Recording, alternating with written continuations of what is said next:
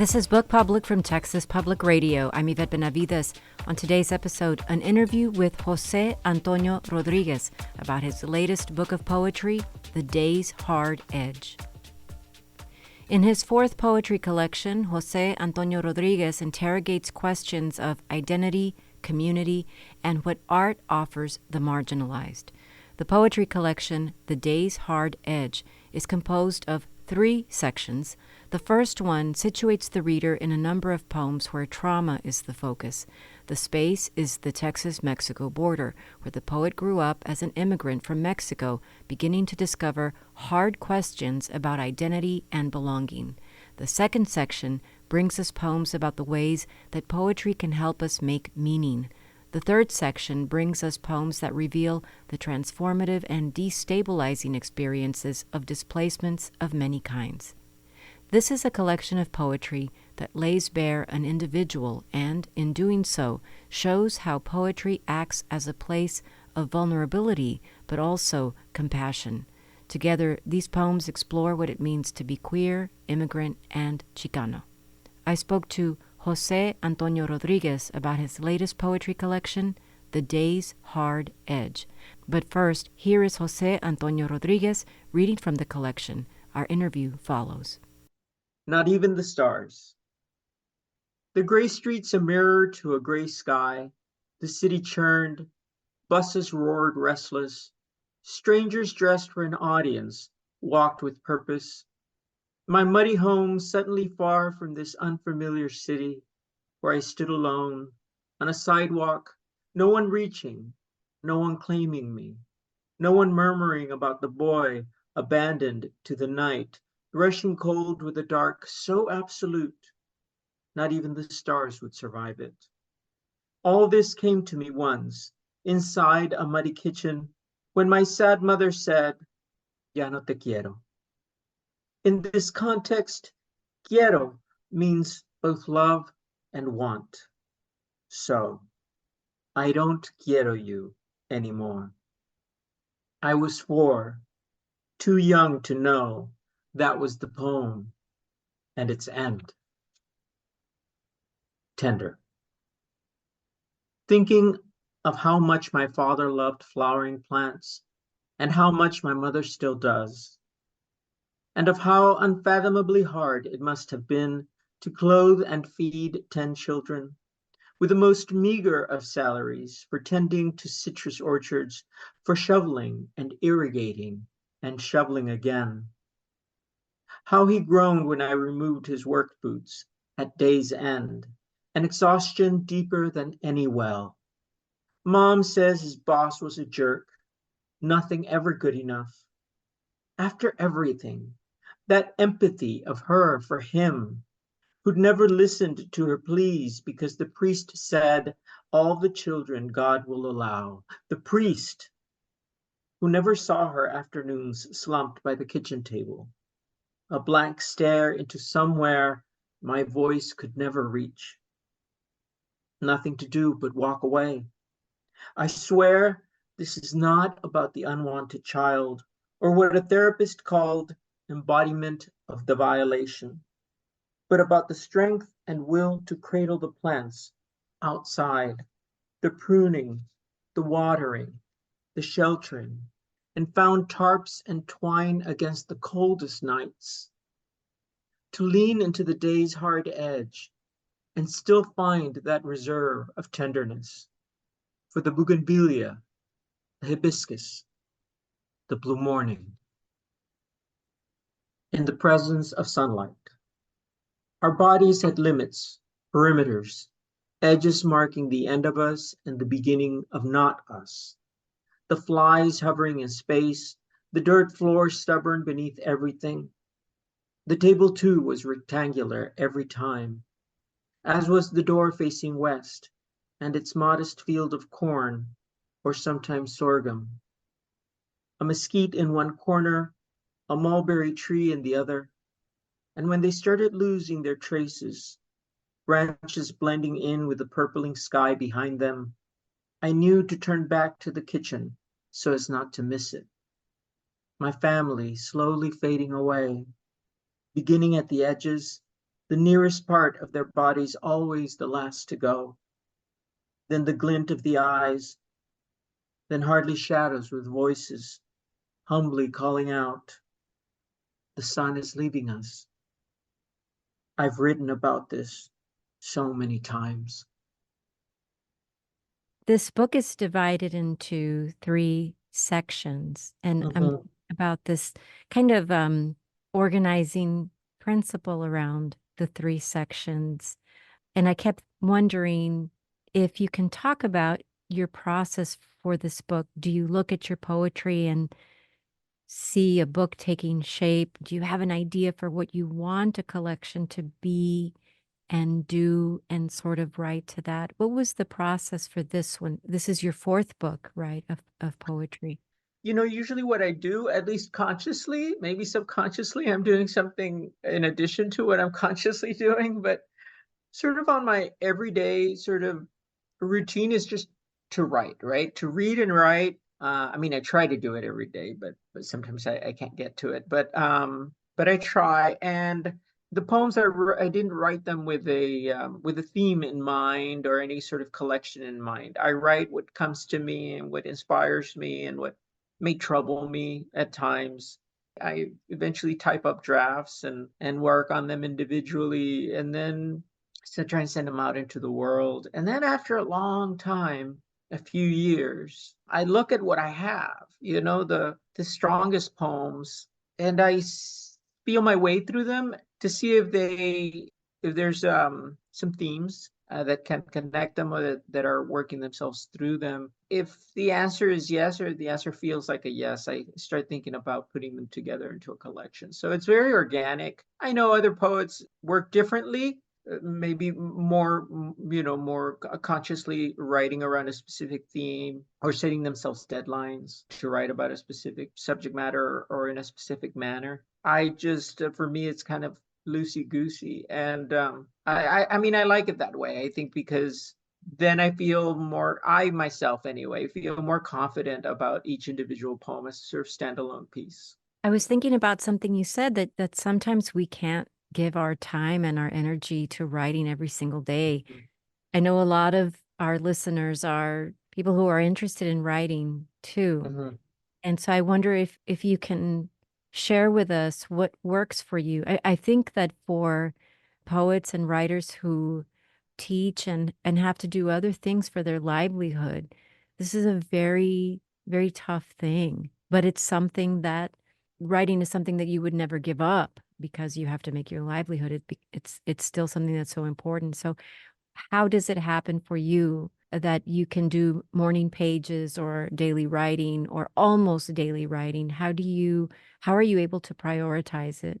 It's a little bit like breathing, it's when I haven't done it that day, I go to bed bothered, I go to bed troubled a little bit that I didn't get to journal at least, because I that's the main thing, right? Is writing as an act of, certainly as a creative act, because oftentimes, yes, I'm writing drafts of poems, but more beyond that, journaling is a way of trying to make sense of the world. I do my best to make time for it in the evenings.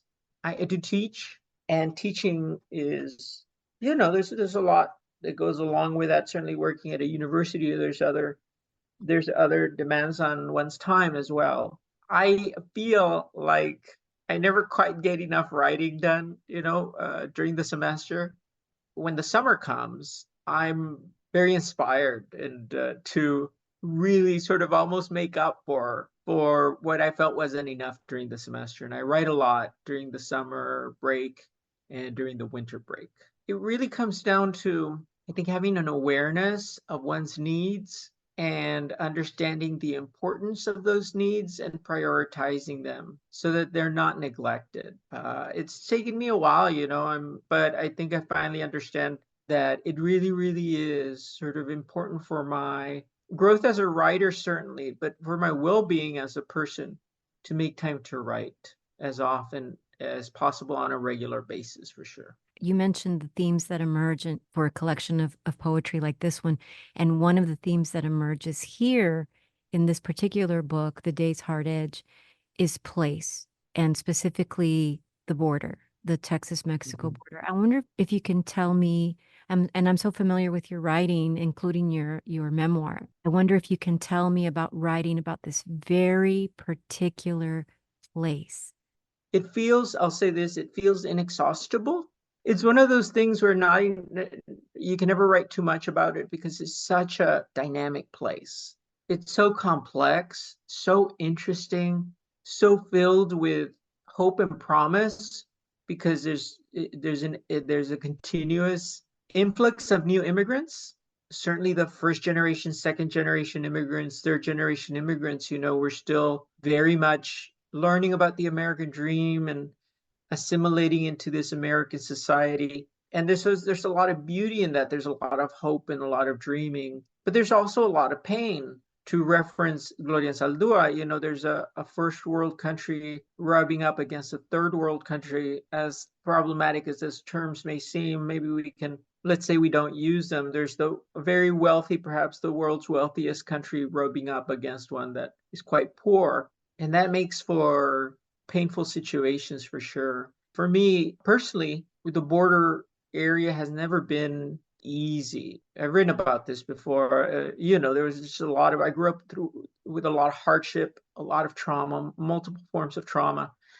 One of the big things that I felt set me apart from this area was being gay, being queer. And so when I was a child, it was still very much very, very taboo. It made me feel very, very marginalized and very much like an outsider, which in turn, though, made me an observer of this world that I was supposed to be part of. And in some ways I was, but in some very important ways I never fully was. And so I grew up watching, observing the behavior of my classmates and my family and my neighbors and on and on and on, And so it's a beautiful place, but there's a lot of pain I feel and a lot of unspoken, sort of unacknowledged pain and suffering.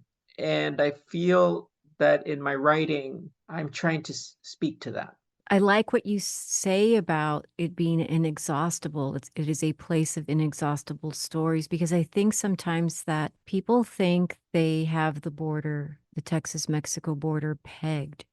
Like it's just this flat, finite thing that everybody knows what it's like. That's not true at all. Of any town or city or part of the border, it's simply not true. And when you think about the immigrant story, the replenishment of stories actually because of immigration, but also because of families like yours and mine who are here, who have been here. There are numberless stories there too, I would argue, as with any place. So writing about place, writing about the border, I feel like every writer and poet who writes about the border is telling just an infinite number of stories, or has the opportunity, it seems like. You also bring in this other aspect of your identity, which was part of your growing up on the border, and that is that you are a gay man. That's a whole other story on the border, and it's your story, and there will be other stories on the border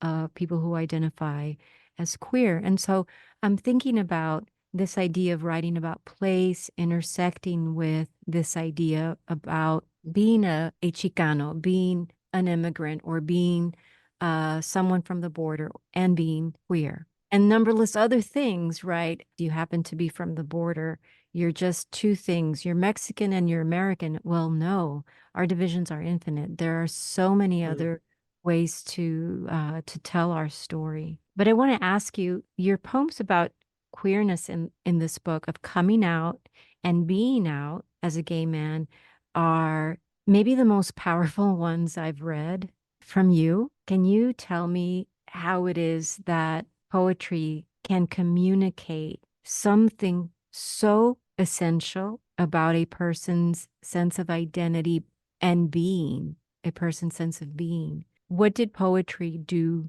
for you? Because as you said, you are from a generation maybe where we didn't talk about this sort of thing so openly. For a family on the border, I think the silences are even more so the case. So I wonder how poetry allows you to communicate what is so absolutely essential about your sense of identity, the sense of who you are? But one of the things that attracts me to poetry is that it feels like life under a microscope. Poetry can be a lot of things, of course, but one of the ways that I understand it anyway, that most of my poetry works, is that it's very compressed, it's very focused on one image, on one very brief moment, on one experience, and it is a sort of endemic to the form or to the genre is the element of mystery. All poems have mystery, a little bit, a lot. And I think that the compression and the mystery are attractive to me as a gay man because my own awareness of myself as a sexual being was filled with mystery because I didn't have society mirroring what I would become, which is what straight people have in different ways. And that's problematic in its own way. But straight people grow up watching straight couples around them and watching straight couples in the media and in popular culture and everywhere holding hands and dating and falling in love and falling out of love and et cetera, et cetera, et cetera. And they have proms and they have all, and I, as a gay man in South Texas, in a very very Catholic, very traditional part of the world, and particularly as a gay man in a very very repressed family, immediate family, very isolated from even cousins and uncles, very sort of kept to ourselves, and very repressed, with a lot of shame around the body and sexuality in general. I had very little to go by, a very little, nothing mirroring who I could be, who I was, who I could become as a sort of as a sexual being. It was all this incredible mystery and incredible just one big question mark or multiple question marks. It was very confusing and confounding and disorienting. And poetry allows for all that. I know that's one thing that pulled me towards poetry. I mean, times have changed somewhat, and I see more of myself reflected in popular culture. We see more queer representation, and it's welcome for sure. I still feel that the U.S. Mexico border is still struggling with a lot of things that I think maybe other parts of the country have already moved beyond. And so the struggle continues, as confusing as being gay in a very traditional homophobic community, as hard as that was. It was the thing, maybe the main thing that made me an observer, maybe even made me a writer. I have to appreciate that as well. Thank you for your answer. I'm thinking about the compression and the mystery. I really like this idea because we remain a mystery. And poetry, we haven't come to any easy answers about who we are. Poetry allows us to search for meaning, maybe, and answer some questions, but I think we ask many more questions too. I am thinking too about this idea about what it means to be a queer person still in 2024. So, as you say, maybe things have moved forward a little bit. The needle has moved a little bit. I can sense in your collection that within the border, but also without, also outside the border, the idea of being a gay person or a gay person of color in the United States remains a very fraught situation, can be still a very, very confusing for young people coming up, just as it was confusing for you. I feel like it must have been a kind of displacement on its own for you as a young person. And I sense that in young people, even in 2024. So I wonder if you can talk about that, the idea of what literature can still do in 2024 for young people who are coming up. I agree, especially in the last, 8 years, we've seen segments of the population become very vocal about, once again, it does feel like like the past is returning, I'm reminded of the 80s with some of the things I see in the media now, with people actively calling for queer people to be removed from classrooms, to be removed from other public spaces. And it's just shocking, and it's not, because people, change is hard and change is gradual. And some people just, well, most of us, I think, really sort of, I think for the average person, change is very gradual and very scary. I forget sometimes about that because I feel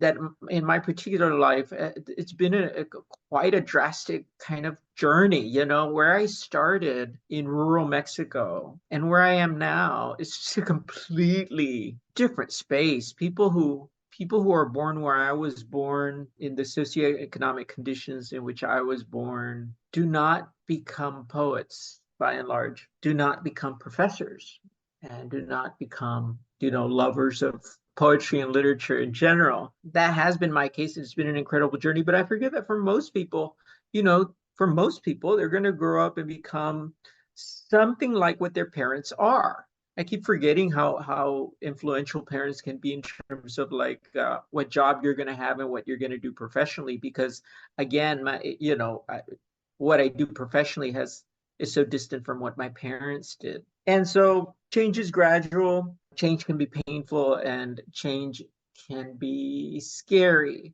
And so a lot of people refuse change and are scared of it. And I hear that in the media, and I feel for the queer community, because these people who want to return to some idealized form of America that was in some ways ideal for them, but I would argue not even for them. It makes for a fraught existence for all marginalized, almost all minority communities.